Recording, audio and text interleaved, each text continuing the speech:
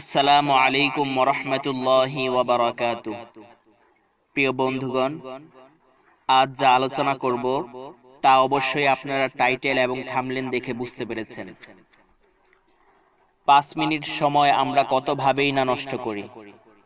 এই 5 মিনিটেই যে লক্ষ্য নেকি অর্জন করা সম্ভব তা আমরা অনেকেই জানি না।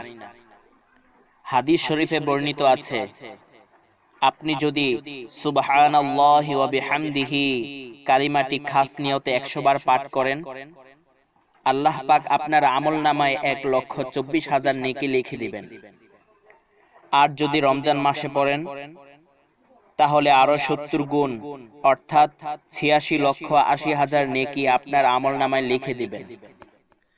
অন্য এক হাদিসে রাসূলুল্লাহ সাল্লাল্লাহু আলাইহি ওয়াসাল্লাম বলেছেন, যে ব্যক্তি দিনে 100 বার সুবহানাল্লাহি ওয়া বিহামদিহি পাঠ করবে তার পাপসমূহ মুছে ফেলা হয়, যদিও তা সাগরের ফেনা রাশির সমপরিমাণ হয়ে থাকে।